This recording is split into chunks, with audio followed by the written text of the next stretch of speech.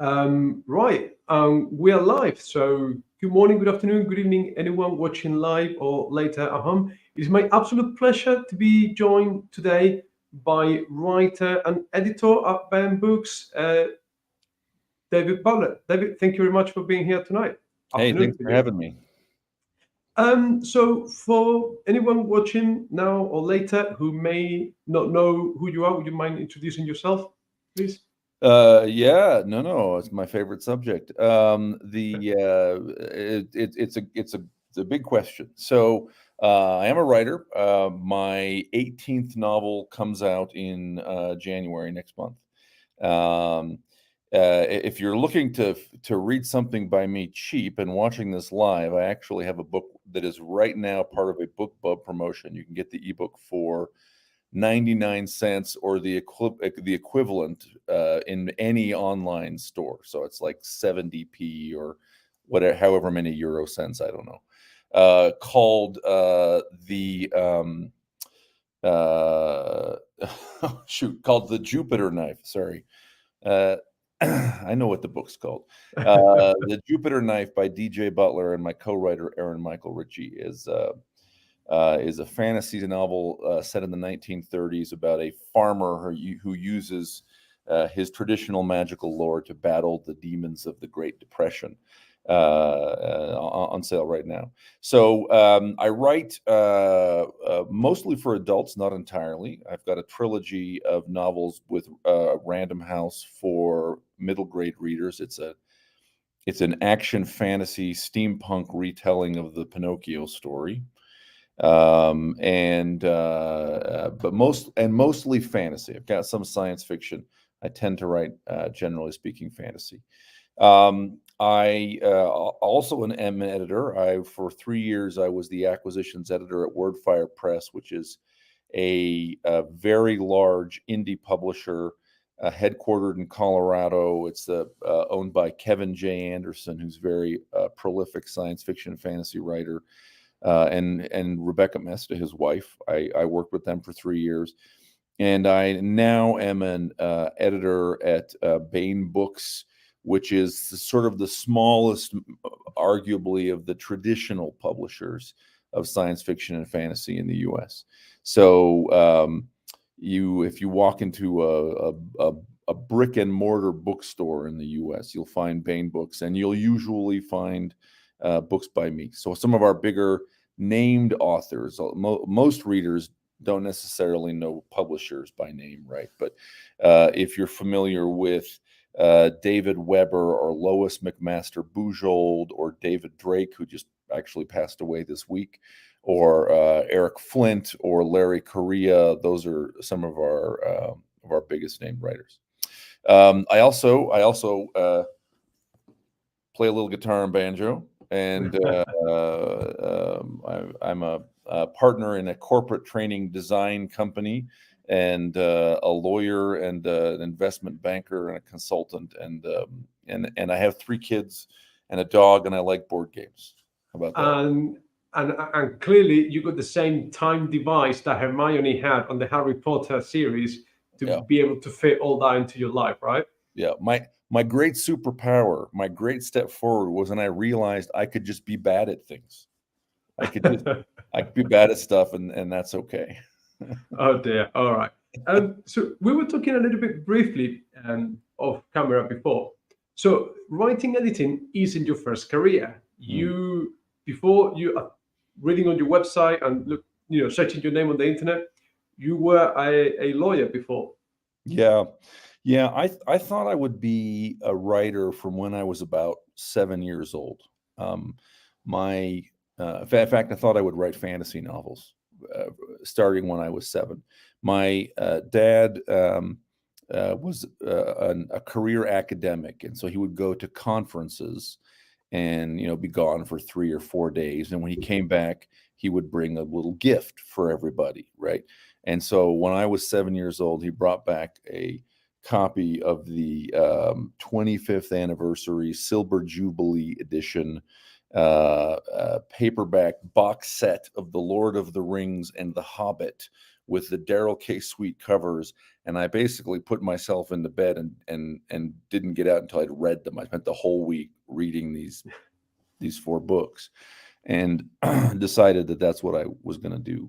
And I saw myself that way all through my childhood and teenage years, writing stories, telling stories.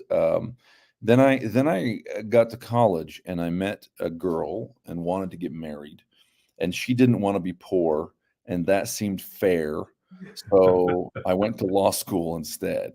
So I went to law school in New York. I spent 6 years as a kind of a Wall Street lawyer, a securities lawyer. So doing 5 years in London actually, and a year in New York, working on big deals, big bond issuances, or stock exchange listings or mergers and acquisitions. And then I was an in-house lawyer for 5 years at microchip manufacturers, at Intel and Micron, and an Intel spin-off company. So I'm still a lawyer. I still occasionally do a little bit of that stuff. Still admitted to the New York bar, but mostly I had a full-time legal career for about 11 years. Yeah. Oh, and then so what was that deep desire to be a writer since childhood that, so to speak, tipped you over the edge? I wish. It was luck. It was luck. That's not entirely right. So I left Micron to go to this, which is a microchip manufacturer, to go to a spin-off company of Intel. Okay, so Intel took certain kinds of chip manufacturing operations and put them in a new company, and I went to that company. And after about 2 years, we sold it, which was bad because my job went away, but it was good because they paid me some money. So I had a little cash, and I thought I could do for a while basically anything I want, right? What do I want to do? And I, again, as a young man, I'd always thought I'd be a writer, and I said, "Oh, I'll go do that." And so I wrote full time for about 2 years, and that was, in in space, right, in outer space. Um, uh, if you give an object some propulsion, right, if you push something, it'll just go for a long, long ways, maybe even forever, right? That's not how it looks on Star Wars, but like in real life, that's what happens. And so I spent 2 years writing full time, and that was kind of the push that has really been very powerful in my career since. So I wrote a lot of books in 2010, 2011, 2012 that got published in 2017, 2018, right? Yeah,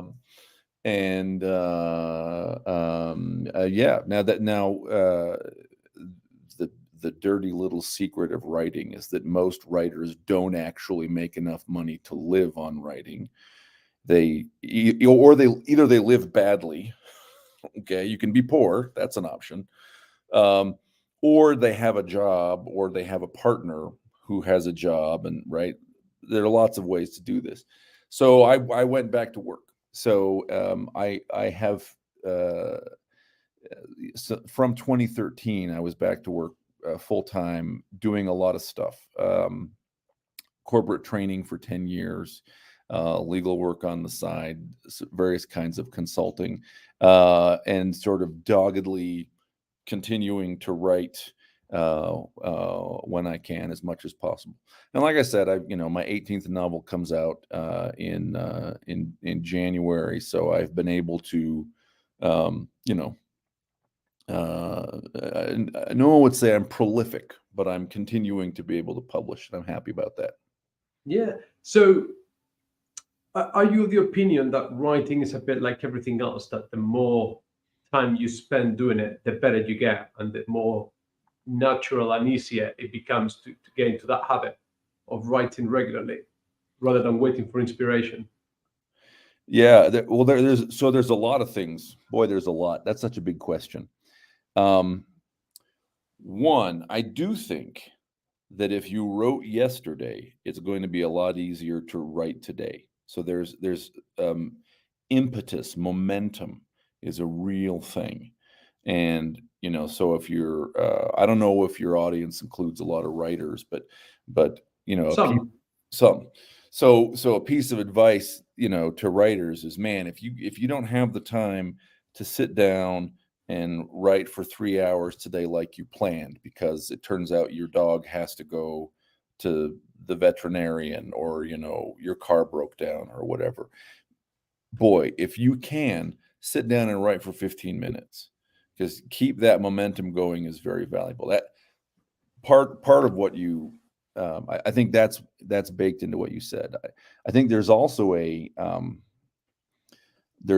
piece in what you said around skill, right? So I do believe that writing is a skill, and I do believe that it gets that it, especially if you're thoughtful, especially if you're trying, right? You want to be learning all the time, even in your own craft, even when you're a master craftsman, right? You're still looking at the works of other master craftsmen and thinking about them and talking to them and saying, well, how did you do this? So this is interesting, right?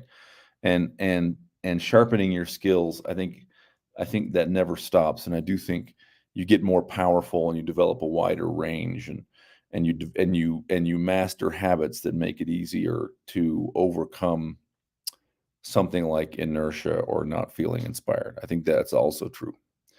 And also, by the way, apparently I'm very talkative today. I talk a lot. So, It yeah. works for me. This is great. This is Okay. great. Thank you. Carry on. Okay. And also, or maybe this is not an and, maybe this is actually a but I do believe in inspiration. I do believe the muse is important. I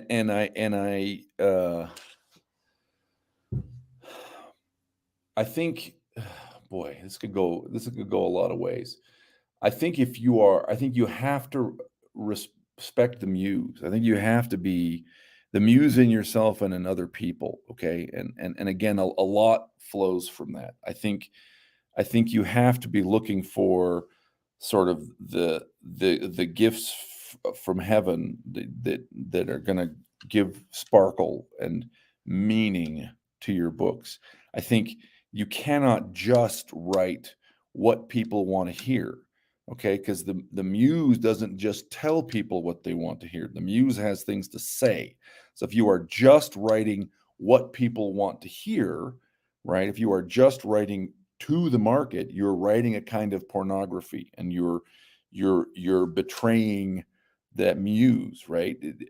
And another, you know, there are other kinds of ways you can betray. This is so important, right? Writing is about being in dialogue with all of the other writers, including writers who have been dead for 5,000 years in some cases, right? You can write a story that is in dialogue with, the tale of the shipwrecked sailor from Middle Kingdom Egypt, or maybe it's New Kingdom Egypt, whatever it is, right?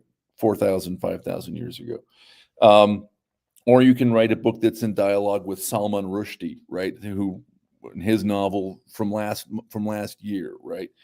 So that dialogue's important, but also, you have to respect the muse in yourself, and you have to respect the muse in other people. And that means you have to be in favor of artistic liberty. You have to be in favor of letting people talk and letting them say what they think the muse is telling them to say. And if you don't like them, you don't like what the words are, well, then the answer is that you write a response. Um,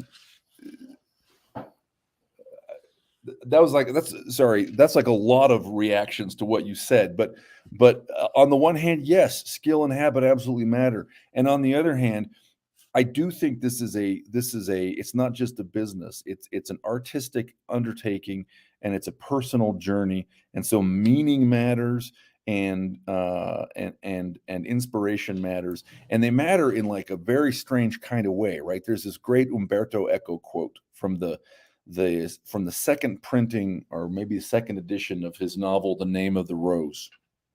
Okay. He wrote like a postscript, an essay at the end of the novel.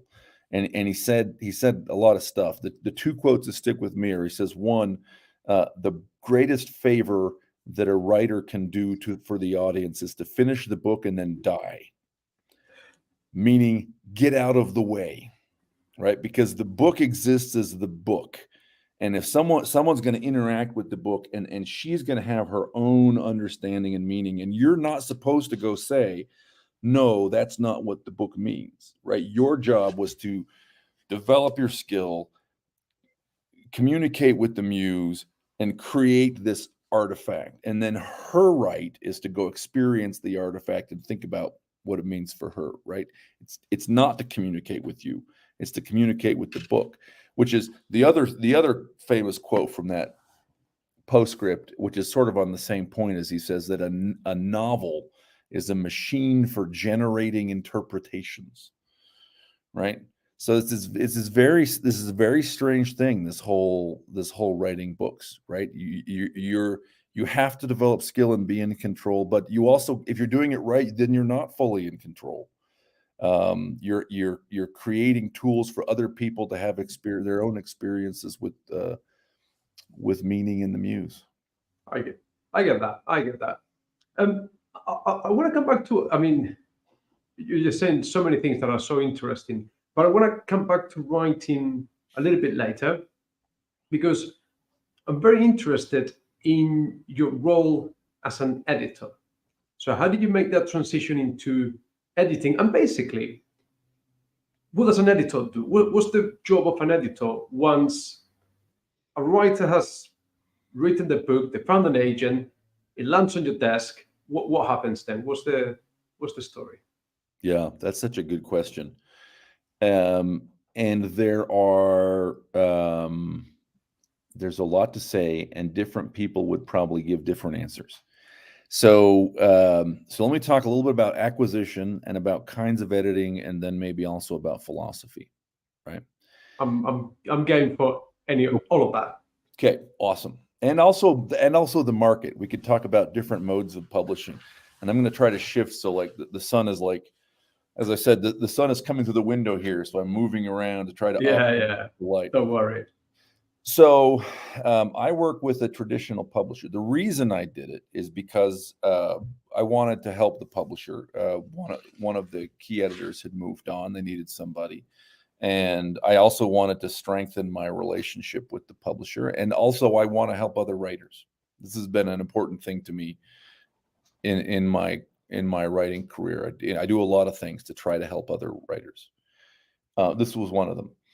So, one of the first things that editors, an editor is a very broad title. Sometimes editor just means a person who works at a publishing company. So you'll see people who have a title editor who don't do any of the things that I'm going to talk about. They do other stuff, but they work at a publisher, and so they get called assistant editor or something else. So acquisitions is the first thing. Someone has to make a decision about should we offer to publish this book, right? Different publishing companies make that decision different ways. A very common way for that to happen at sort of a larger publisher is that an editor is out looking, talking to agents, and going to literary seminars or meeting people at however they do it, reading manuscripts, and then on a regular basis we'll go into a meeting with the rest of the editors and with the publisher and discuss and say, well, I've read 2 books this quarter that I just think are really great. Here's one, and let's talk about it, and here's the other, and reach a decision collectively. That's pretty common.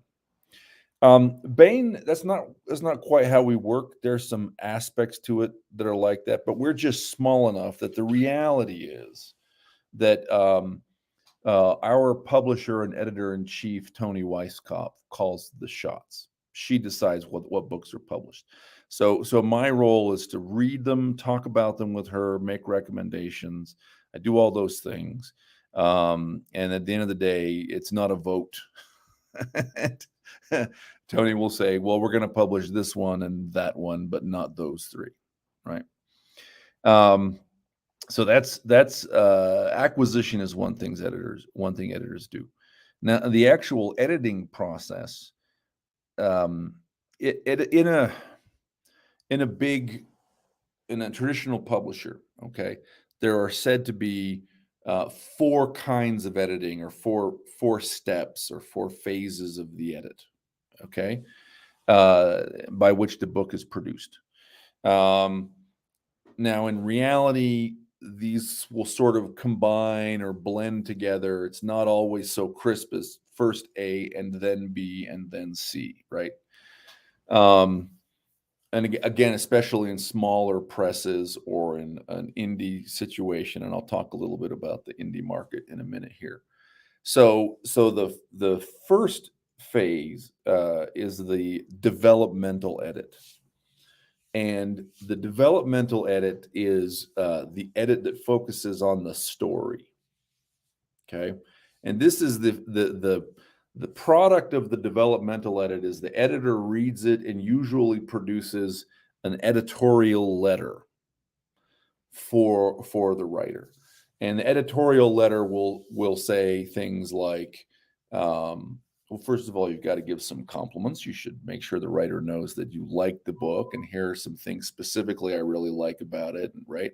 Because writing is hard and it's awful if people send you comments and they're all negative.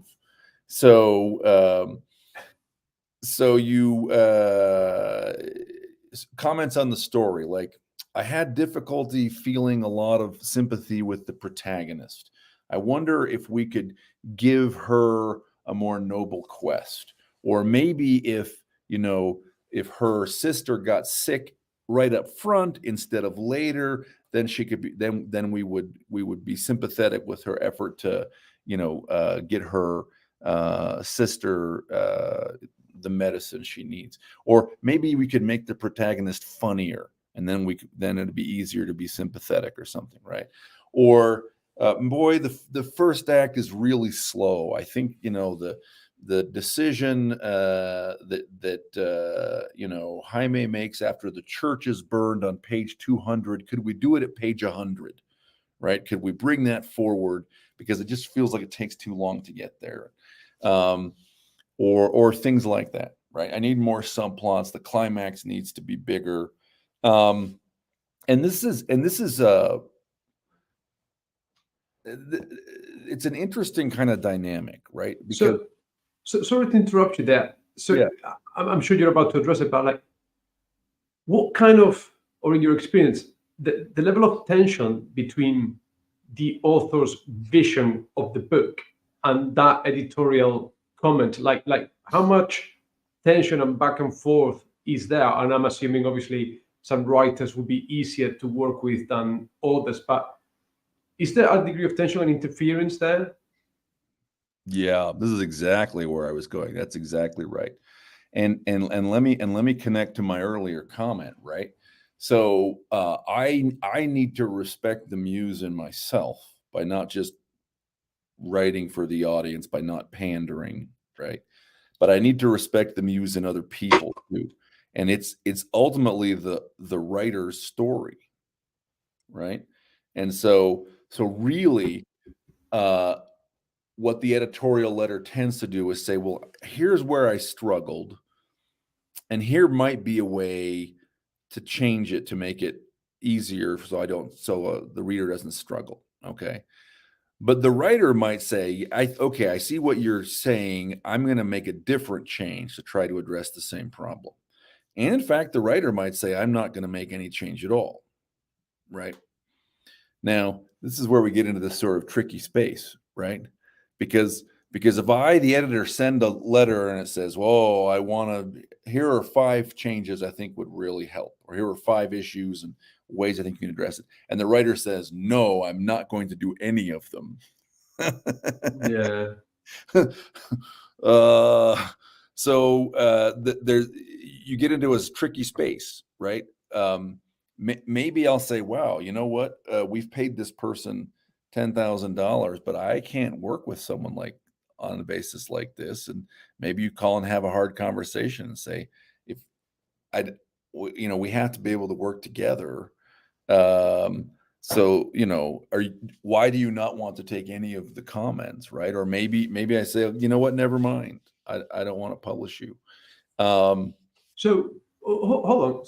So at that point, this could be a deal breaker, even though maybe the book's been acquired, it's signed, like you said, you've paid in advance. If there's a breakdown with the editor there, that could end with the book not seeing publishing. it could happen. Yeah, it has Oh, happened. I don't want to suggest that it's real common, but it absolutely does happen. And it happens for reasons of story. The editors just really insist they want the story to go a certain direction. The writer says no. It also happens for reasons of politics. The editor, object to the political implications of what you're writing. Well, I, the writer, feel very strongly about it, right? Um, by the way, if you get into and I have never I have never found myself in like this on either side in this conflict, right? But it might, if you got into this sort of a conflict, it might really matter who the writer was and how much leverage the writer had, right? If you're the editor and you give J.K. Rowling some comments, she says, "I'm not going to take them." Well, you're going to publish her book anyway, yeah, and yes. she knows it, right? So, also, so in traditional publishing, this is one of the functions of an agent, right? And not every agent does this, but a lot of agents do this, where you, the writer, are trying to find your way in. You send your manuscript to an agent. One of the things the agent is going to do is to try to work with you to make sure you're somebody who will cooperate, right? Not necessarily somebody who will submit, who will surrender, but like, can you take criticism? Can you respond in a mature way and reasonable way, and can you do a revision, right? Because you, the agent, don't want to connect your writer to an editor. Hooray, there's a deal. We're all going to make money, and then it blows up because it turns out the writer can't take comments, right? So there's like a metaphor here. There's a very famous. He's not even a producer. He gets referred to as a music producer. What he owns is a recording studio. He's a guy named Steve Albini. He owns Electric Audio in Chicago. He's recorded some very famous albums, like Nirvana's album In Utero, for example. And he's very famously and vocally has this philosophy that, look, it's not my record, right? It's the band's record, and I am here to try and help the band make the record they want, and that is really how I see my role as an editor too.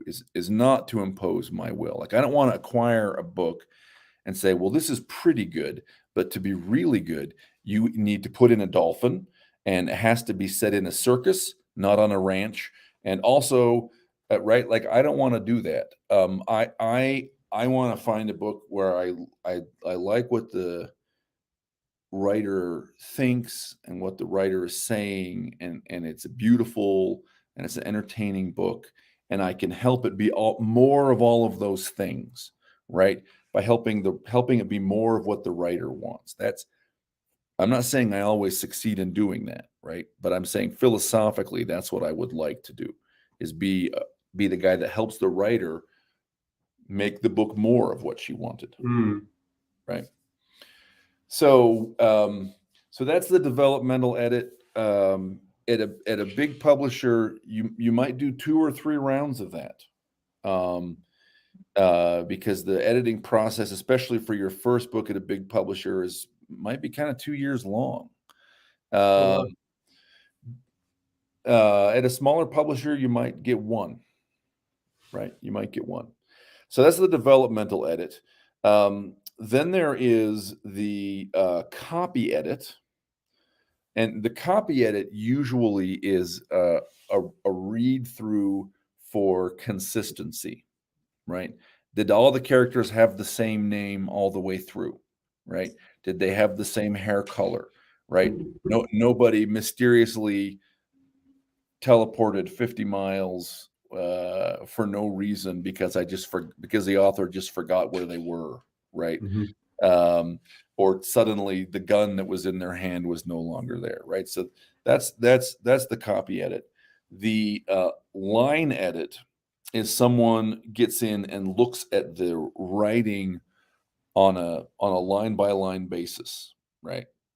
How can I improve this sentence? And again, the goal is not to change every sentence to fit some kind of a Platonic ideal of that sentence, right? But the goal is to just kind of like, oh man, this sentence is really very long. Maybe we work better as 2 sentences, right? Staying true to the author's voice, right? So again, like over editing is always a risk. There's always a possibility that you do too much. And the author always has the right to say, no, I don't want this. And in the worst case, the author can walk away.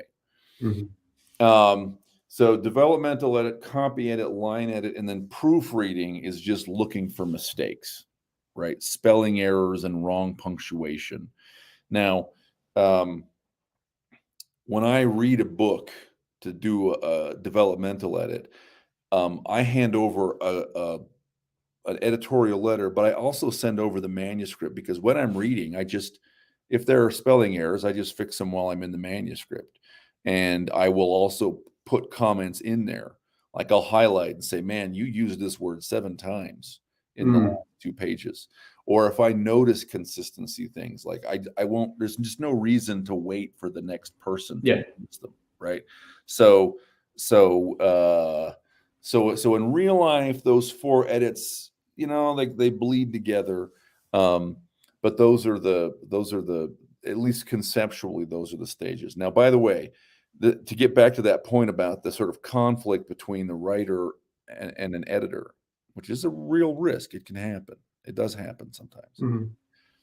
This is there's a difference in the market, right? So with traditional publishing, if we, Baen, acquire your novel, right? You have the right to, you can walk away, you can walk out of the contract, but so can we, right? And so we have a certain amount of leverage in that conversation. And so when you say, well, we're not going to change anything, you say, I'm not going to change anything. Well, I can say, well, do you really want to be published? And we can kind of fight it Mm. out. In the self-published space, the dynamic is not necessarily the same, right? So a self-published author looks at a publisher and says, well, here are all the range of services that a publisher provides, right? These 4 levels of editing, but also layout and design and, marketing and whatever else, right? And I, the self-published writer, am going to go buy things from other people in the market, just service providers, right? I'm going to hire someone to do layout. I'm going to pay an artist. I'm going to hire an editor. But it's really not the same. It's really not the same. Well, so at the most honest end, and I guess I'm just saying this to sort of I'm just putting it out there as a thought for any of your audience that is self-publishing or thinking about self-publishing. Okay. Let's assume that you're dealing with an editor who is scrupulously honest. Okay. and she gives you her editorial, all of her input. That's great, right? But the incentives and the power dynamics are not the same. So you, the writer, well, you just paid her, and you're going to publish the book whether you take her edits or not. So you're not really forced to read the letter and think about it, right? And I think it's actually, I think it's good for a writer to have to sort of confront that, to have somebody who is an intelligent reader and a sophisticated person and has read a lot of books to say, hey, listen, you know, I think the scene with the cheese doesn't work very well, right? Um, and here's why.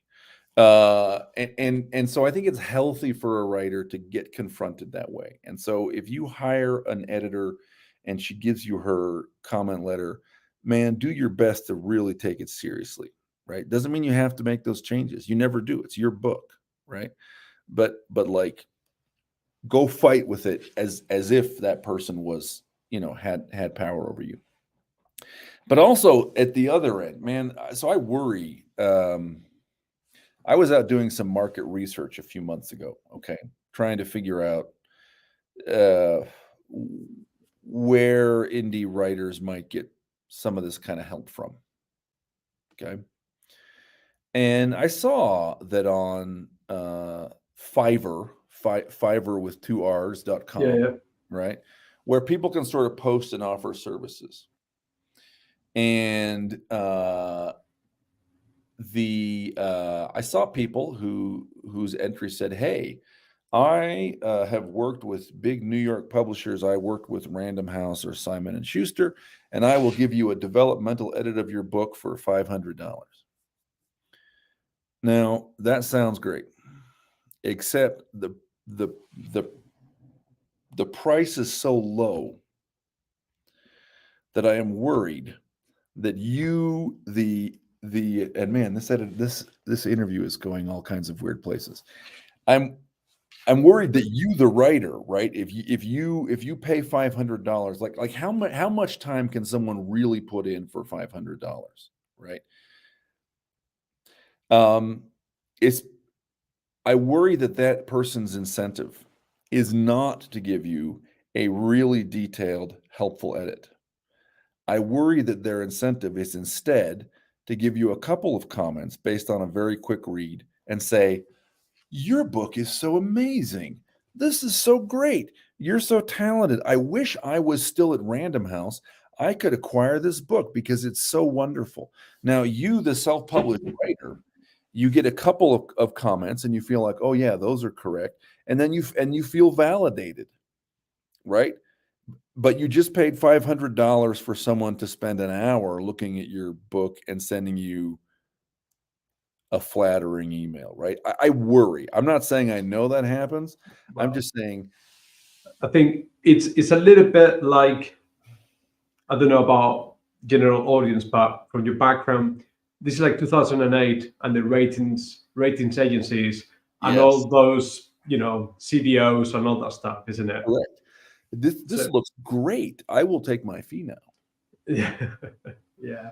That's what I worry It's, about. it's that it's that alignment of interests, isn't it? That in a traditional publishing house, Yeah. everyone wants to make the best book possible to make the most money possible, isn't it? Yep. Yep. I think, and obviously, like you mentioned, there will be some friction there, but the interests are aligned. Whereas when you enter a purely transactional relationship, maybe it's in my best interest to tell you what you want to hear, so you Yes. come back for repeated business, isn't it? That's right. And so it's easy for me, right? I'll just easily, I'll pretend I spent a week on it because I'll just sit on it. But I'll find a couple of easy comments in the first 50 pages and I'm there, Yeah. right? So that's that's your job as an editor. Because let me preface this: I took like a writing course Mm. a few years ago when I decided I wanted to try my hand at writing, and that sort of messed up for a while my enjoyment of books because I kept on reading them with my newly trained mindset of looking for things. And as an editor, surely reading for pleasure must be destroyed for you. Um, Some, a Yeah. little, you know.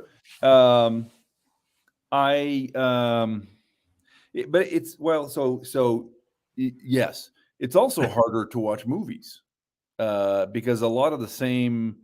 Now I don't have any cinematography skill, right? So I never think, oh, that's a terrible shot. They should have placed the camera somewhere else. I wouldn't know, but I know story structure, Mm. Yeah. right? And I go, oh, this is the end of the first act. Oh yes, now he set up a subplot there. What's going to happen for the next 20 minutes is he's going to have struggle with the relationship with his son. Oh yes, there it is, right? Mm. Um, that is yep, that's just one of the prices you pay. So you still enjoy stuff. Maybe your standards are higher, so maybe there's some things you can't enjoy, as much as you used to. Maybe that's always true anyway, right? I for a period of about uh 10 years, maybe, I didn't read any science fiction or fantasy, and very little fiction. In fact, I was in law school. Well, actually, yeah, no, it was more than 10 years. The last couple of years of the university, law school, my first 5 years at the firm, I read very little uh, fiction. I read a lot of nonfiction. When I We'll get back to that because I don't know if you watched when I was talking to team makers, hmm. he told me that I should get you talking about history. So it's one of my points for later on. So Okay, I'm up for it. I'm trying to find that. So, so I went back, um, at the age of like 31 or something, and I said, I'm gonna. So I'll tell you what did it actually. So Peter Jackson's Lord of the Rings films. Okay, the first one came out, and I went and reread the Lord of the Rings, which I had read 6 or 7 times, right, mm, as a kid. This was the thing that started everything for me. And I reread it, and I said, "Oh yeah, this is amazing. This is wonderful." Like that, right? And like any really good book, you see more, right? Having come back to it, you go, "Oh, I understand more than I did before." Like it's richer, it's bigger, it's deeper. And I said, okay, so I'm going to go back and reread a bunch of the books that I liked when I was a kid, and I did, and some of them held up, and some mm. of them did not. Right. Could you? I'm gonna. If you don't want to give your opinion, if you don't want to get involved, it's fine. Okay, But this is it's a personal pet hate of mine. okay. Have you read The Wheel of Time? I read book one, Right. basically. Okay. Because it's my opinion that that book series needed a good editor with a big pair of scissors and just. But I Yeah. don't know if you've only read book one, then I don't know. What's your take on the subject before we move on to the next bit? I've heard this comment from others, right? Like I think that is it book 8 where it goes back and it shows the same half hour of time that he's shown before from different perspectives, and that's all the book is. Um, this is kind of the thing I was talking about before, right? Where at a certain point, the financial incentives, the writer has so much financial power that unless the writer is deliberately willing to say, I am going to be humble, and that will cost me more work, and it will cost me ego, but there will be a better book as a result, Mm, that what you're going to get is probably worse books. yeah. Okay. And let's leave it at that. I understand. So kind of coupled together because like I said, when I was doing a bit of background research on your good self, I was very pleasantly surprised. I always like to have in my TBR list some sort of short story anthology collection there because I think they're nice to read in between bigger books. And so So two things: whatever happened to the short story as a medium? Is it because there's no magazines anymore? And what brought about Space Eldritch? And if you want to talk about that, that's fine, because it's the first book I'm going to buy next year. So go on. Yeah. Yeah, it's because there aren't magazines anymore. That's basically it. There are still lots of ways to publish short stories, but they basically, the number of venues that are paying enough money that a writer could make a living are basically not very many, right? And so what is professional rate? So in the US kind of market, you talk about professional rate being something like 7 to 10 cents a word. Right. So, again, if I write a short story every single day, right? A 5,000 word short story every single day. I'm not a super fast writer. I'm a pretty fast writer. That's like 5 solid hours of writing. And if I sold it for 10 cents a word, right?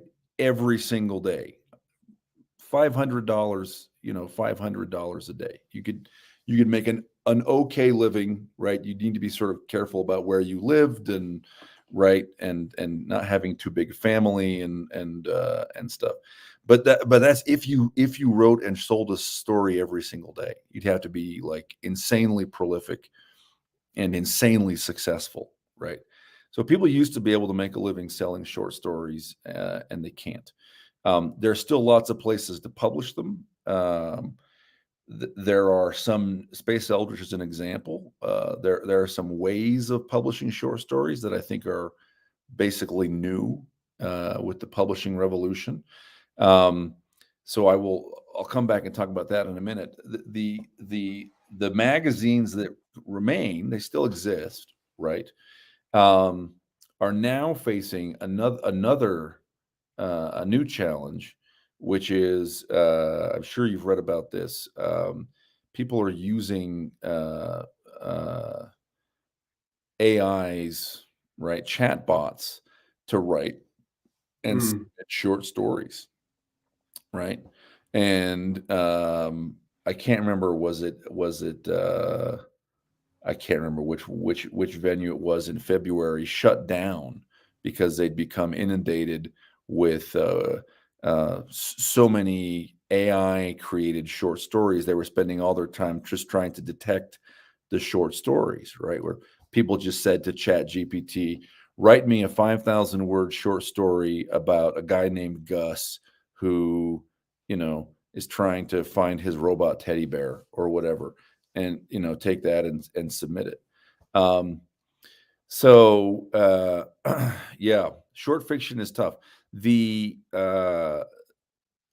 publishing revolution, by which I mean companies like Amazon, but not only Amazon, right? The means of publishing a book has become very democratized.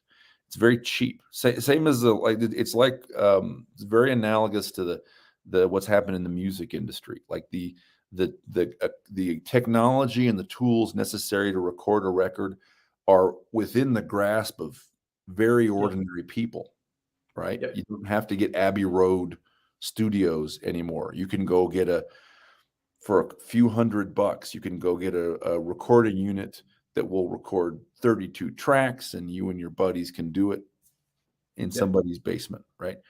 You can publish a book the same way. Amazon makes it basically, it requires time, but the combination of, Amazon's tools and free graphic software, like something like GIMP, for example, mean that you basically, if you have a computer, that's all you need. You can create a book and make it available for purchase. And so that's in the short story space, that's created new, so that and websites have created new places, new venues for publishing. And so Space Eldritch was an example where an editor named Nathan Shoemate had an idea, which was he had this idea which was Lovecraftian horror in space. and he didn't want to actually edit anybody, so he went and he recruited writers, and the specific criterion by which he chose writers was people whose work I believe I will not have to edit. They'll turn in work that just I'll proofread it, and that's all. I'm not going to have to say change the story this way. I'll just fix spelling mistakes. And I was very lucky that he invited me. He had read one unpublished manuscript. In fact, he was at that point the only person who had read my fantasy novel, Witchy Eye. He read it in manuscript, and said, "Okay, be in this anthology." And the way it worked is, or works, it still exists, is there was no advance. There was no company to pay in advance. Nathan did, so there's a cover artist. Nathan did the design and the proofreading and put the book in order. So the editorial work that there was, and everybody else wrote a story. And like doing any of those things got you a share. And then whatever the sales were, we just share the sales. And Nathan might have like a double share because he's got ongoing administrative tasks, right? He has to collect the money from Amazon and send out payments and stuff. I've written short stories in a lot of anthologies that are basically put together more or less on exactly that basis, right? Now maybe it's we'll pay you $25 or $50 up front and then also a share or something, right? But there's a market of perfectly respectable, right? There is a point of view from traditional publishing that says, oh, if you're not paying professional rates, you're a scam. That might be true, but it isn't necessarily. There are a lot of people in the indie space with perfectly goodwill who are not ripping anybody off, who are operating on this kind of a basis where it's more like a cooperative, right? We're going to produce this together, and then we're just going to we're going to share the benefit together, right?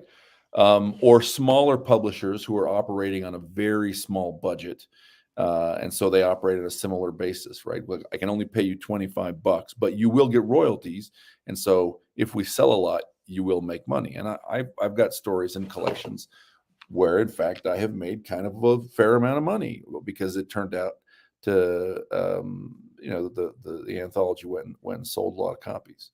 So so there are opportunities out there now still to publish short stories. It's not really print magazines anymore very much, right? I don't know if Playboy still publishes stories, or the New Yorker probably does, right? I don't know, but I think not as many as there used to be. And I think you basically have to look at it not as a way to make a living, but as a way to do something else.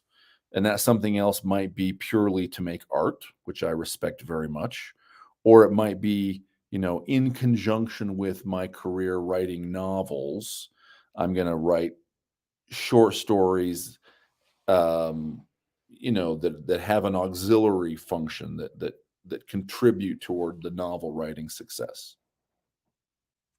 Yeah. No, I get that. And I just found sort of the relevance of H.P. Lovecraft, even to this day. I think it's become a little bit trendy of late to be very critical of H.P. Lovecraft or to belittle, I think, his contribution. But I think it's undeniable.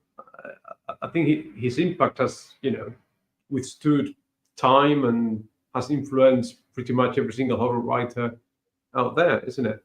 And the fact that you have taken it into that sort of outer space, I am really curious to see what I find there.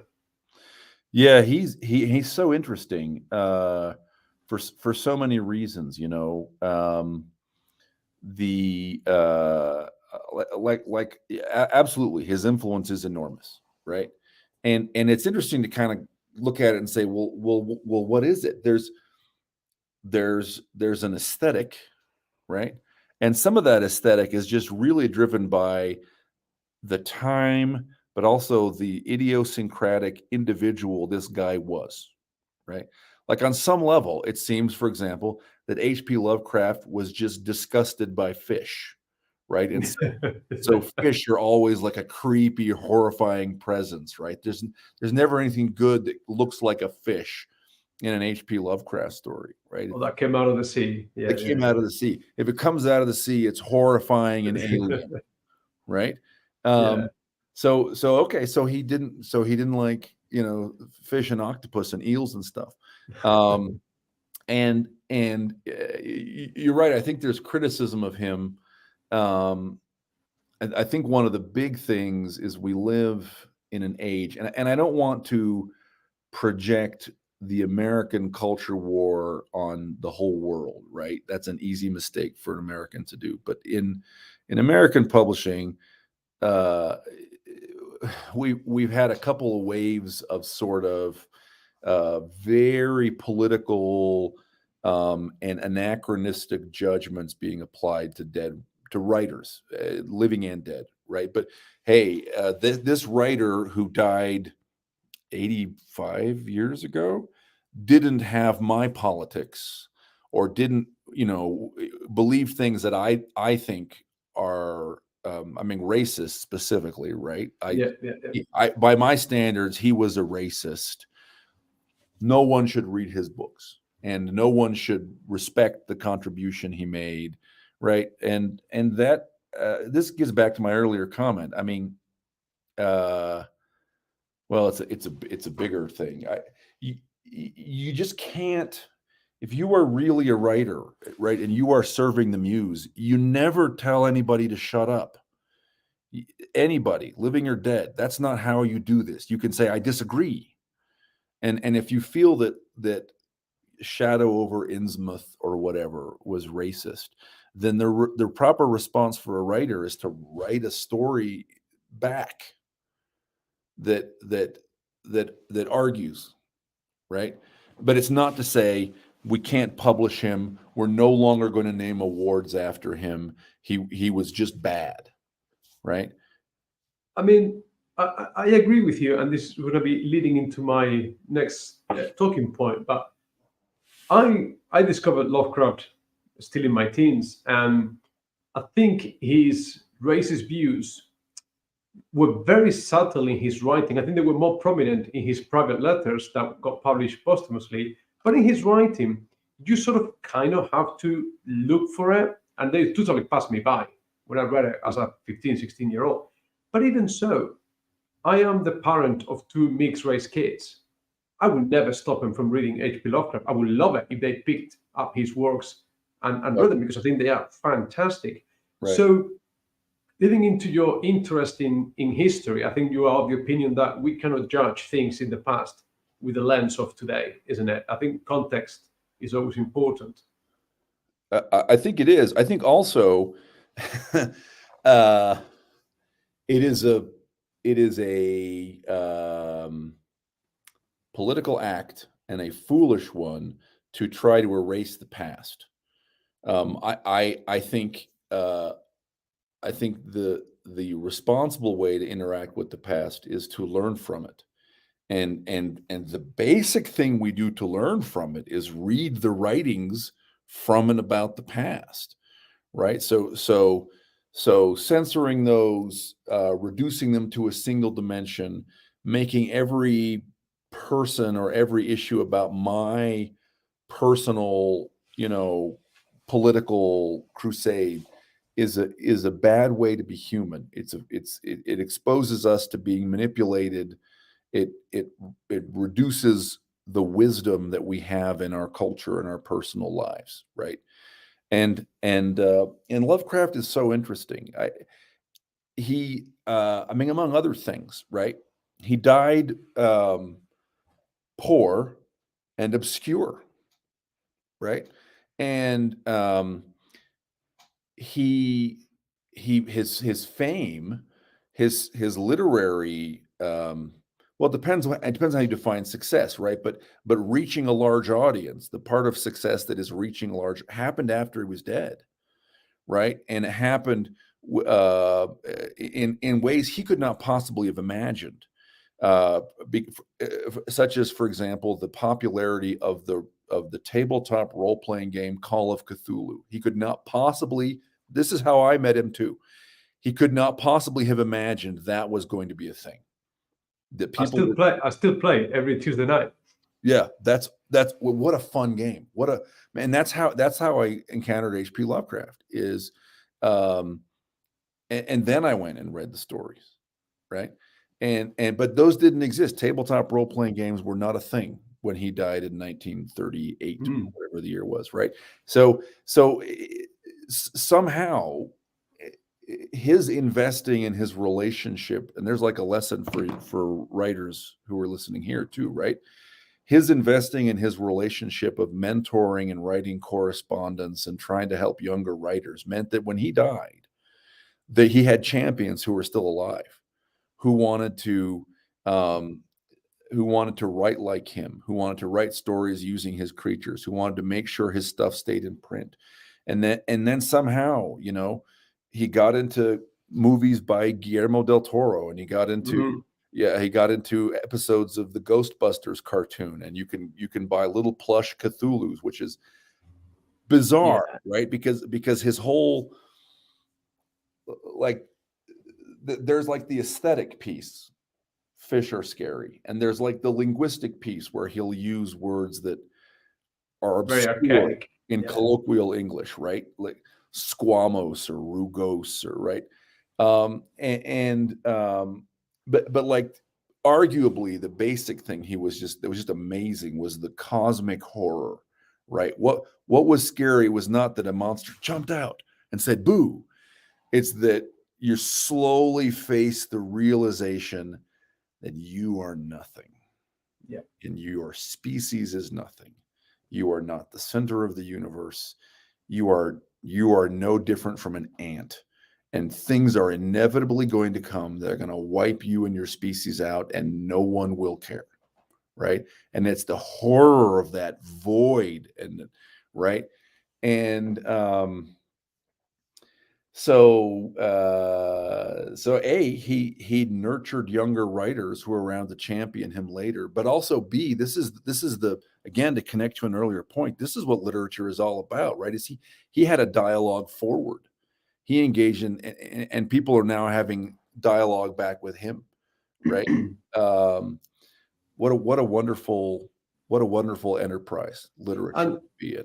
And talk about an editor's role there, because as much as he was criticized later on for what he did to the mythos, August Derleth is responsible for that continuing of, he founded Arkham House to carry on publishing Lovecraft's work.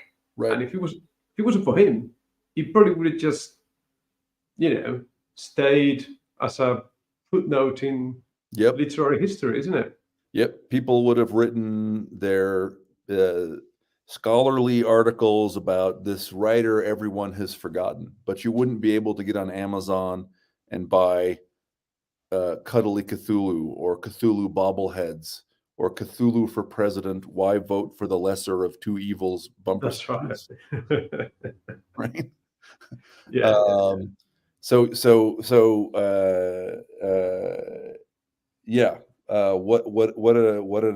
an amazing and sort of interesting case to think about. And so then, like I said, so Team Makers said I should get you talking about history. So I gathered you've got an interest in history, and you've made references to it. And is that what influenced your writing of the City of Saints? Oh yeah, that's a good question. Thank you. Well, these are all good questions. You've obviously done this before. I honestly, I don't know what I'm doing. I've been praised for my relaxed approach to it, but my only defense is that I don't know what I'm doing. I just throw questions out there, and I hope that I get someone engaging like you, where I can just listen and learn. I honestly, for me, this is a privilege. So, thank you. Well, awesome. I'm thrilled to be here. So, City of the Saints comes from, or has a root in, another book. So the British explorer and writer and swordsman and linguist Richard Burton. Okay, so not the actor, Captain Richard Francis Burton, um, was a super interesting guy. He worked with, he was in the East India Company as a young man, right? And he loved languages. I think the company paid you a bonus if you learned a local language, and he discovered that he had facility for it, so he just started learning kind of all the local languages. And the went on to have his really sort of varied career. He famously went on an expedition to discover the sources of the Nile. While he was up there, he had a spear shoved through his head. He had scars on his cheeks from where the spear point like went Right. right through his mouth. Um, he was a swordsman. He was awarded an international fencing medal for inventing a fencing maneuver. He wrote histories of the sword. I think he wrote, I'm going to get this wrong, but I think it's something like 80 books. He went on the pilgrimage to Mecca. He was not Muslim. He was British. He was at least part Irish gypsy, Irish traveler, and he was at least nominally Christian. I don't know how Christian he was in terms of actual devotion, but so he went on the pilgrimage to Mecca. He didn't convert. He disguised himself as an Afghan doctor, so he didn't want to be. He knew in Arabic he'd have a recognizable accent, but if he spoke, I can't remember if it was Pathan or whatever the language it was, he figured the Arabs wouldn't realize he was speaking with an accent, right? So he went as an Afghan doctor. And at the age of 30, he had himself circumcised to do this because he figured people were going to see him urinate on the road. And if he wasn't circumcised, they might decide to kill him, right? So he was a tough, interesting character. By the way, after his death, his wife famously burned. He translated. I forget what he was first to translate the 1001 Nights, the Arabian Nights, into English. And as I remember, I think in his translation, all of the naughty bits are there, but they're in Latin. Put them in Latin, in like in footnotes at the bottom of the text. But he translated, and I'm forgetting what it was, but he translated some Eastern erotic text. It wasn't the Kama Sutra, but something kind of along those lines, like that. Yeah. And when he died, his widow Isabel burned a bunch of his papers, so we don't really know what that was. Yeah. But in 1859, he went to Salt Lake City, and Salt Lake. This was not part of the United States, or it was. It was unorganized territory. It had only been acquired from Mexico about 12 years earlier. The Mormon settlers had only moved out there right about exactly when the U.S. acquired it. Actually, when they left, it was Mexico. When they arrived, it was the United States. And they were very scandalous, right? People thought the Mormons were wild and dangerous. And in fact, they appear with a lot of the same stereotyped language that the American press and the British press used to talk about the Middle East, right? So very kind of Oriental descriptions. Right. And probably not accidentally, because the Mormons were polygamists. So there was this idea that they had like wild harems and stuff. And so Burton went to go see, and he wrote a book, and it's called The City of the Saints. And it's a super interesting book because this guy, right, Burton, he went to the sources of the Nile. He had himself circumcised and went on the Hajj to Mecca. You could not shock this man, right? And so he wrote this very sober account of all the people he talked to and the conversations he had, and um, and it's a very interesting just observer's account. This this was the sort of beginning of the great age of travel literature. So like Jules Verne's novels Hmm. they're all travel books. They're all books about travel. Yeah. Uh, and Mark Twain writes Roughing It and Around the World in 80 Days. Right, that like the world is becoming smaller, and so people are go on voyages and write books. And so he writes this book. It's super interesting. It's very just sober and factual, and I'm from Utah, and so it's fun to read him talking about rumors that weren't true, or things that were true, or his impressions of people, or sitting there talking to old Eve Hanks about how to avoid getting robbed by bandits on the road to Carson City, kind of stuff. But I was reading that, and this was during those. It was during that period when, for kind of 3 years, I was writing full time, and I had just finished Witchy Eye, and I was trying to figure out what should I write next. And I was reading this book, and I thought, wow, you know what? This should be a steampunk adventure novel. This is a cool piece of nonfiction. It would be even cooler as an over the top, kind of crazy steampunk adventure novel. And so I stole the title. So Burton's book is called The City of the Saints.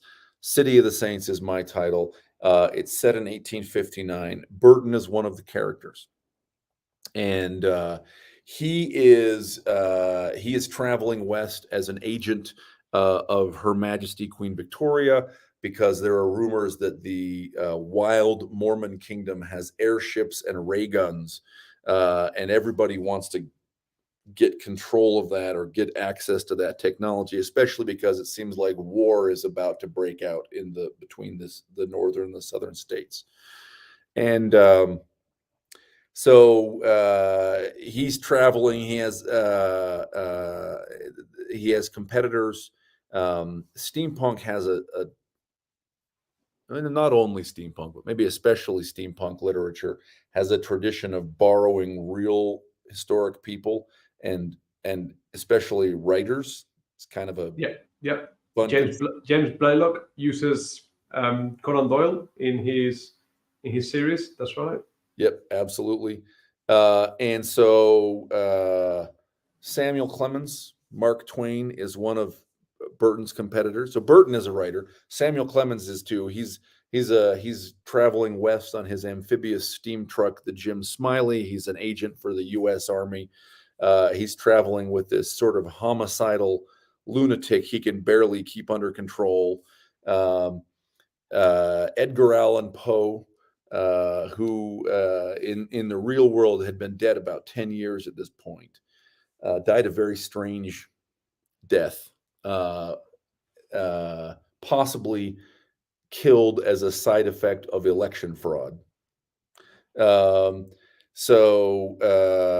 but in the story, he's alive, and he's faked his death, and he's in disguise as an exhibitor of Egyptian antiquities, and so he's got like a canister of flesh-eating mechanical scarab beetles, and he's got an ultrasonic whistle that commands a sort of mechanical attack dog, and they're all converging to try to get control of airship and phlogiston gun.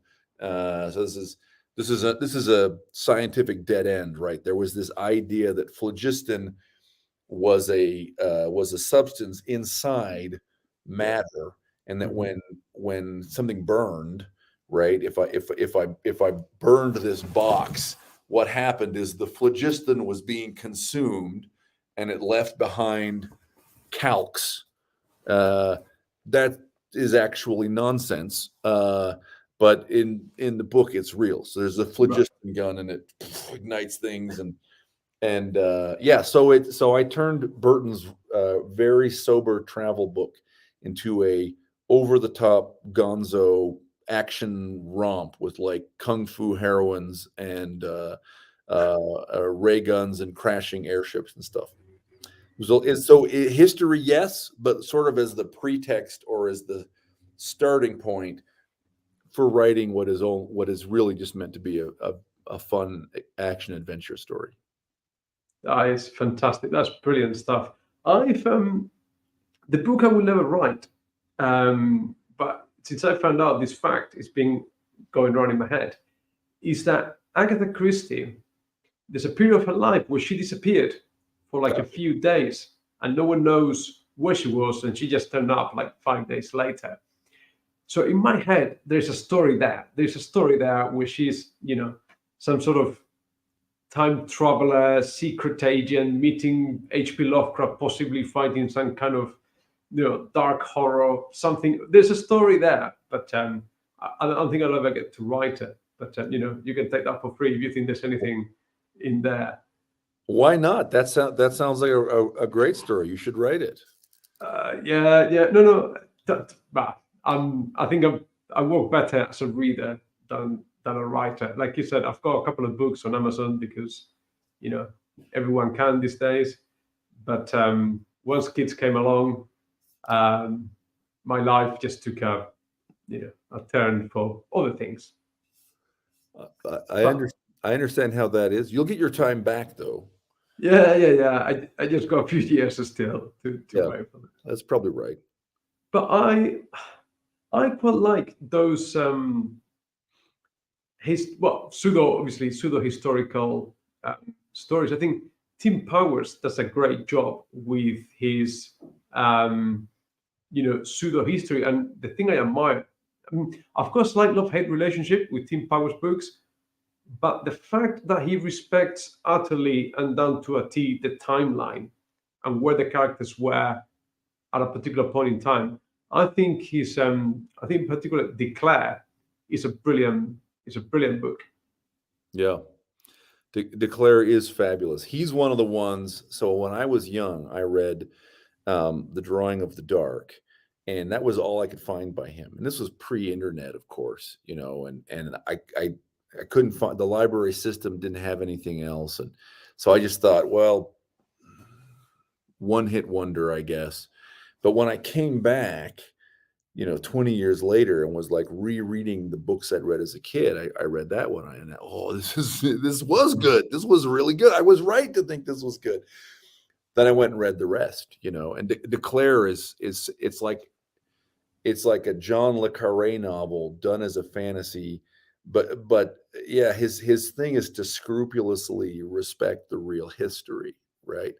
And so all the strange details about his father insisting that Kim Philby never be baptized, for example, right, are real. Have you read Tim's most recent one, My Brother's Keeper? No, her Brother's Keeper. No, I read he did this trilogy of these two sort of paranormal investigators. Yeah, Victory and Castine. It's kind of like yes, that's right. So I didn't read the first one, but I read books 2 and 3, and I was enamored by them. Mm-hmm. So, like I said, it's an author that I've got like something like 10 of his books or something like that, and you go like, for someone that I don't like so much, I seem to have a lot of his books, but I think I've got like a deep desire to really like his works. I've read Last Call a couple of times. And Anubis Gates I've got there as well, and so on. And on Stranger Tides. But I always find that he cheats me with the magic. I never understand his magic system, and I feel like I need a bit of explanation there. But this is my thing. So you might look at his most recent one. I think it's called Her Brother's Keeper. I really should know because I edited it. It might be My Brother's Keeper. I think it's Her Brother's Keeper. Oh, sorry. So I am a bit disparaging of Tim Powers to his editor. Not at all. Well, I understand what you're saying. The Vickery and Castine books are almost like someone else wrote them, right? Because sort of the thing that like is classically a Tim Powers book is that like history. Yeah. And there is some of that in those books, but not as much. And they're more kind of about UFOs and crop circles. That's right. So Her Brother's Keeper is a fantasy, and it's set in uh, early 1800s, and it's on the English moors, and it's about a family with a curse, and it's about a sect of one-eyed werewolf hunters who are themselves former werewolves who, to stop themselves from changing shape, they have to poke out one of their eyes, and like a ghost dog, and an ancient temple to Minerva, and the main character is is Emily Bronte, and it's Mm. all about the Bronte sisters and their useless brother Bramwell and their father, and it's full of, and I interviewed Tim about this. It's full of all those kinds of really weird, real world details that, in fact, no one can explain in real life. So the father, Patrick Bronte, uh, every morning got up, loaded a pistol, and fired it over the graveyard, and no one knows why he did that, right? And there's like 50 details like that that go into this very cool, um, kind of gothic fantasy novel. Mm. So it's sort of, I don't want to say I don't want to say, oh, I don't like the helicopter novels, whatever. But like for me, Tim's, like most stuff that I have liked the most, has had that kind of historical tie, and Yeah, and maybe even the tie to writers, right? Like The Stress of Her Regard is one of my favorites. yeah, I've read that one as well.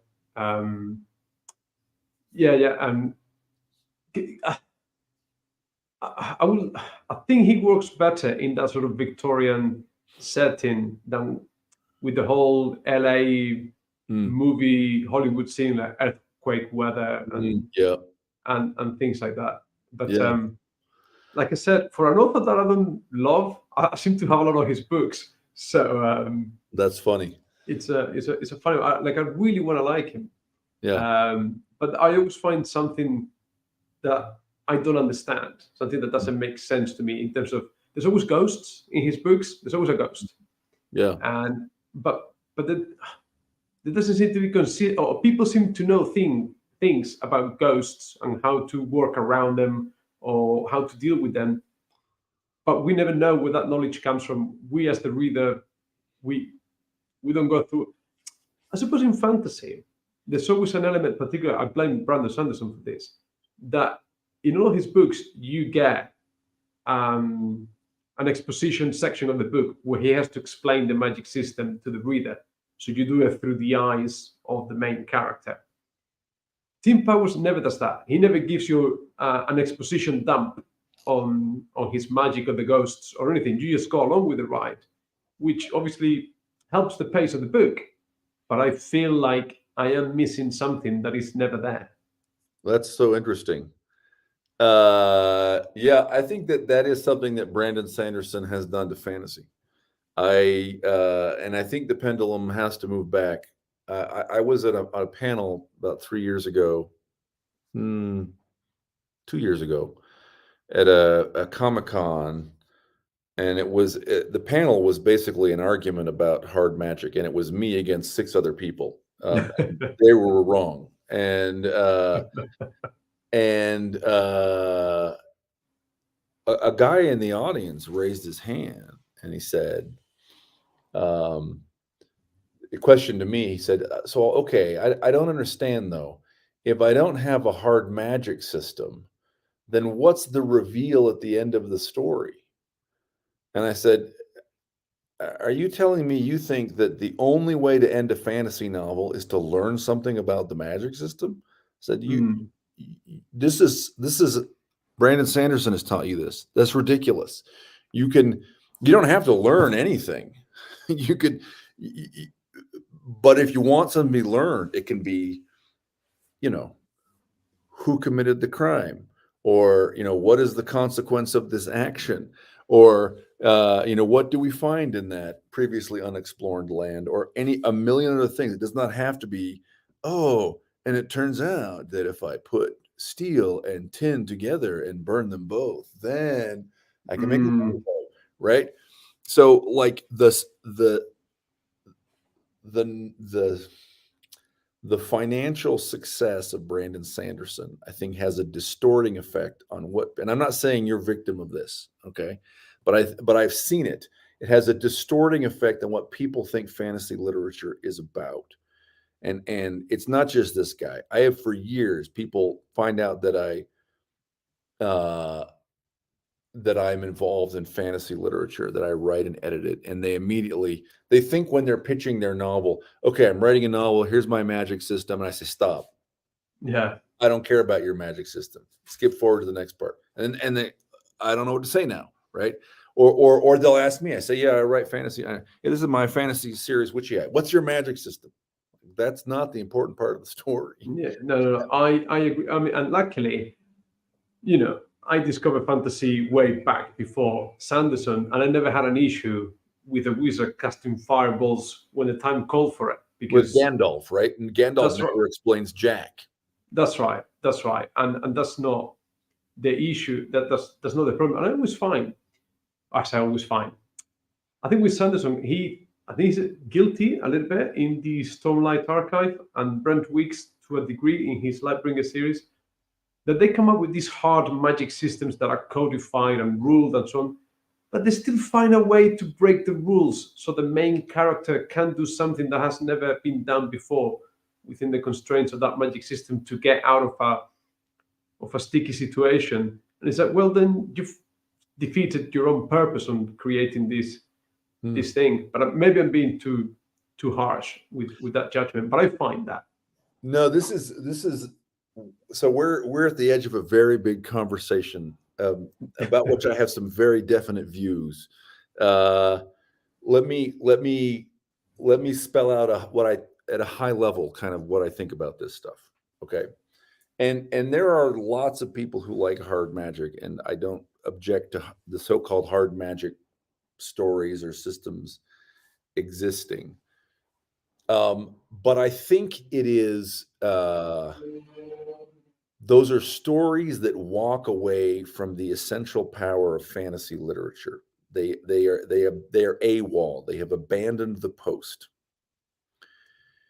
Why? Well, you get into the question of, well, what is fantasy?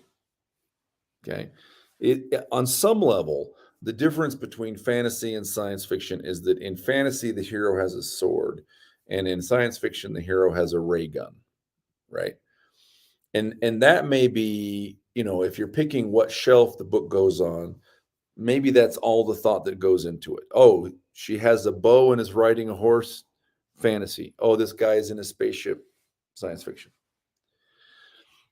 But I think that the genres are distinguished from each other and from other genres at a philosophical level, at a level of like, what is this genre trying to do? And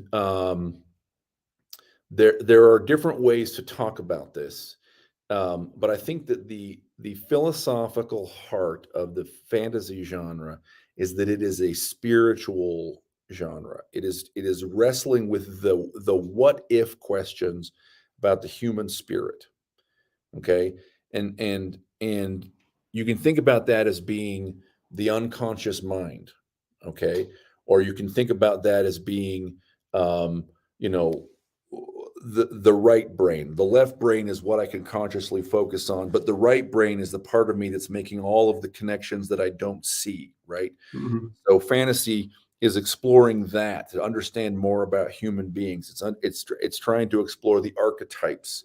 It's trying to explore ideas about God, and it's putting right. And I think all of these are different ways to say the same thing, but we may be more comfortable with some formulations than others. Okay, fantasy at its heart I think, is a literature that's trying to do that. What are the tools for exploring the unconscious mind, for exploring the human, the sort of the human heart, the human relationship with ideas about God and the soul, right? Well, one of the big ones is magic. Okay, magic lies right in that space where it's very hard to define what it is. There's a lot of academic literature arguing about what is it anyway, right? And it's very close to the unconscious mind, and it's close to anthropology, and it's close to angels and devils and goddesses and gods. And so fantasy literature gets in there in with ideas of magic and uses analogy and wonder and archetype to try to teach us new things about the spiritual state of humankind, who we are, how we really think, what are true and surprising insights in the universe around us, right? So when you turn your back on real magic and you create something else, right?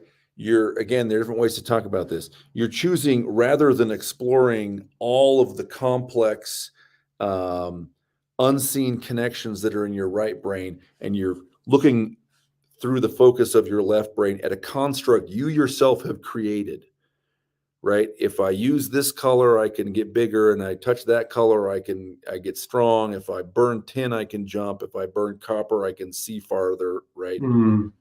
You have thrown away a bunch of your tools. And what you have is arguably not fantasy anymore. It's just an adventure story, people on horses, right? And like another way to kind of think about this is there's a genealogy.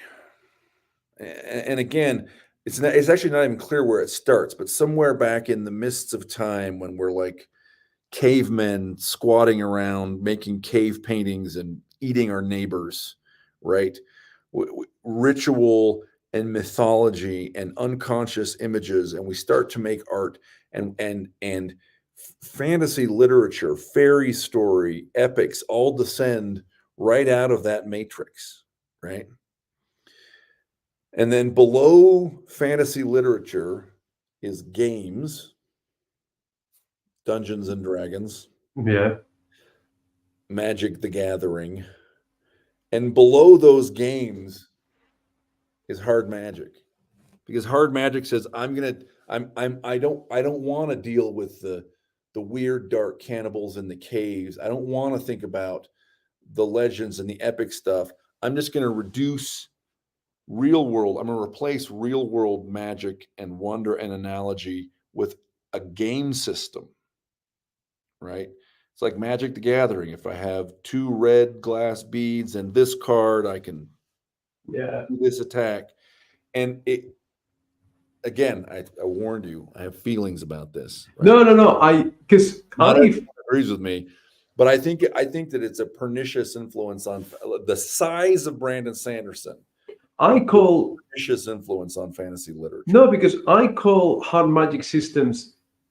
It's not magic. It's performance enhancing drugs. I take this substance. I take this substance, like you said. I can jump higher, run faster, see further. But there's no sense of wonder. There's no. It's not magic. It really isn't. It's just performance enhancing drugs. And then you got someone like Brian McClellan, who basically in the Gunpowder Mage trilogy, Yep. they snort gunpowder and they can shoot more accurately. It's like it's all the same thing.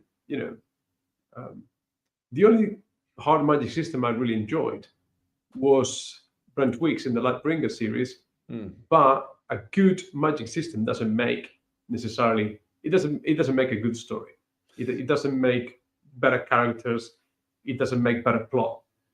It's an interesting feature, but it's not the meat of the story. 100%. If there are writers who are watching this and who feel like, oh, Dave is wrong, I like hard magic systems. You can like hard magic systems. Please don't make your story be about the magic system, because then it's nothing. Make your story be about people. And, if you like having a hard magic system, great. Don't submit it to me, because I won't acquire it. There you go. Someone else. So One final question. Another note, but if you've edited his books, but because you've talked about kind of distinguishing science fiction and fantasy, and an author that seems to straddle the two genres I'm currently reading is Christopher Rocchio Oh yeah. with the Sun Eater series. I'm currently reading book 5 in the Oh yeah. series, and I've read very little science fiction, but it doesn't strike me as that what he's writing is science fiction. Yes, it's a space opera, but there are some heavy classical fantasy elements in there, and I would find it hard to categorize. And just because it happens in space, and like you say, they got ray guns and they fly spaceship, doesn't necessarily mean it's a sci-fi series. So this is excellent. I'm glad you're reading it. So I don't know, maybe you know this, but I actually edited his book 6. So book 6, Disquiet Gods, comes out in April. I edited that one too. So I knew he had moved across to Baen, because the reason we're talking basically is this. I should be ashamed here. Someone that used to work at Baen earlier this year saw my videos and my discussions of the Sun Eater series. Oh yeah. And they offered to add me to your e-arcs. Awesome. And I was like, great joke, go away. And it was like, no, for real. Like, I work at, so like, I had a look online, like, oh my God, this person is who they say they are. Like, their email address and everything. So it's like 3 books, like, yeah, sure. Yeah. Not complaining. To this day, I have not received a single e-arc yet. Oh. But I don't care, because I got to talk to Tim, I got to talk to you, and it's opened up a whole different sort of avenue in my channel that I wasn't counting on, and I'm loving it. Yeah. So dream scenario, I get to talk to Christopher at some point when I finish the series. But I'm not asking for it. I'm just saying I'm reading his books, and that's why we're talking today, is through his series. I can absolutely hook you up with Christopher. That's not a problem. I edited book 6. And I love the perception you were sharing. That is, I believe, absolutely correct. It wears all of the clothing of science fiction, right? The high matter blades and faster than light travel and space combat. There's a sequence. Which book are you in? Book 5? Did you say? Book 5, Ashes of Man. Yeah. Yeah. So you've already is it book 2 where we meet Karn, right? Yeah, that's right. His kind of dead planet with the sort of strange, weird, cancerous beings, and yeah, it wears all the clothing of science fiction. But you are right; it is a fantasy series. It is absolutely about the things that fantasy novels are about. It is about the human spirit. It is about, in a very real way, it is about putting that spirit back into science fiction, right? Putting the ghost back in the machine, spiritualizing a universe that has spaceships and faster than light travel, and there's a lot of things to say about that. What I want to do though is I want to let you talk to Christopher rather than me say too much. But I will say that is he is Christopher is infuriatingly young. He just turned 30 this year, which is wonderful, because he might write 50 more books like this. Yes, that's right.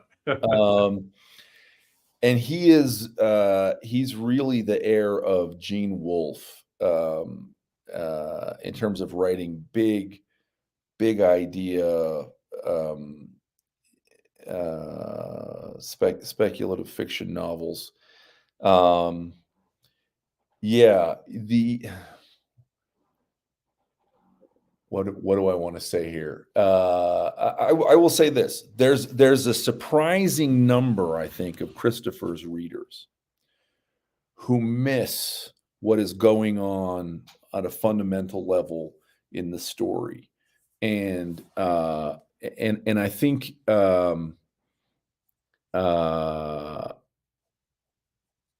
I think you have to realize that it's actually not just that it's fantasy, which it is, and that it's explicitly wrestling with kind of spiritual ideas, but also that it's very explicitly a Christian and a Catholic book, like Gene Wolfe, like Tolkien, right? And so I think that is a great perception. I am absolutely going to connect you with Christopher. Not only did I edit book 6, but he came to my house for my writing retreat last spring. I've spent a lot of time with him. That is an easy connection for me to make. I could probably get Tim Powers too, actually, if you're interested to. Okay. I'm so excited. I'm gonna have to go and take a pee right now because